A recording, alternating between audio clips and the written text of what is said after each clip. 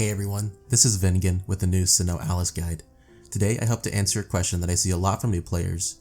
Who should I play, or what class should I play? So the guide today is choosing your job in SINoALICE.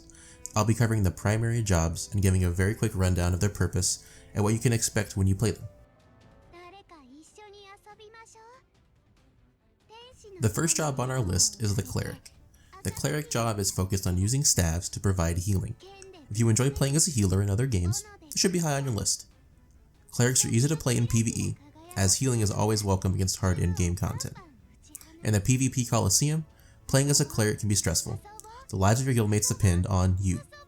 If you want to be competitive, you'll want to be comfortable joining voice chats or communicating through in-game channels.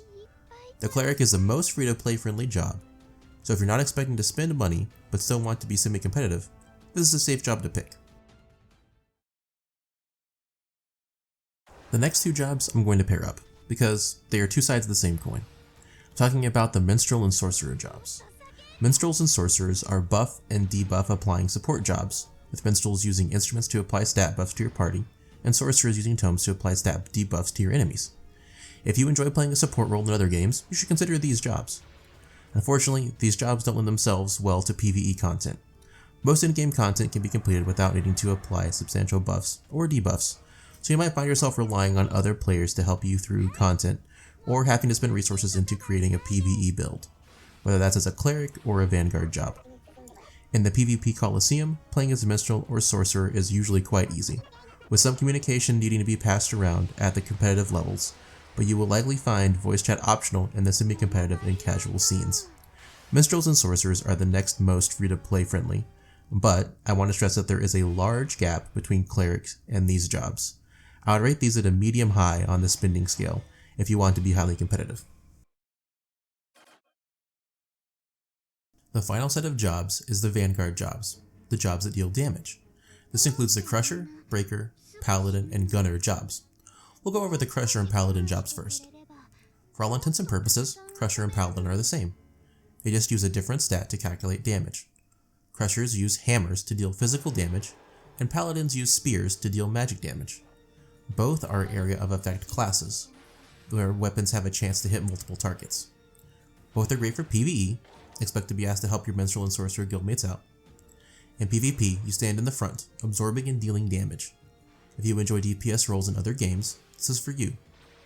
At the highly competitive levels, expect to join voice chat or use in-game communication to coordinate with your other Vanguards. I would say the Vanguard classes fall in between Clerics and Minstrels and Sorcerers in terms of stress and difficulty playing in PvP. For the other two Vanguard jobs, Breaker and Gunner, most of what I said about Crusher and Paladin apply.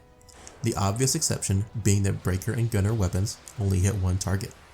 Breakers use swords to deal physical damage to one target, and Gunners use projectile weapons to deal magical damage to one target. This makes them exceptional at PvE content. They will be your primary damage dealers against boss monsters.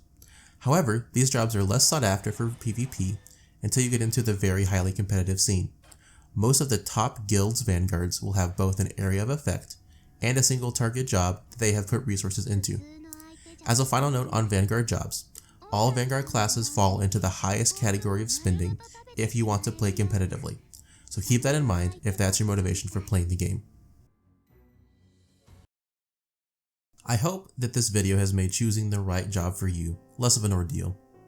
I would like to end with the advice that if you want to play the game casually, whether that be just socially or as a waifu collector game, throw all this out the window and just play who you like. Play to have fun, how you want to, first and foremost. I would really appreciate it if you would like this video and consider following for more SINoALICE guides and content. See you next time.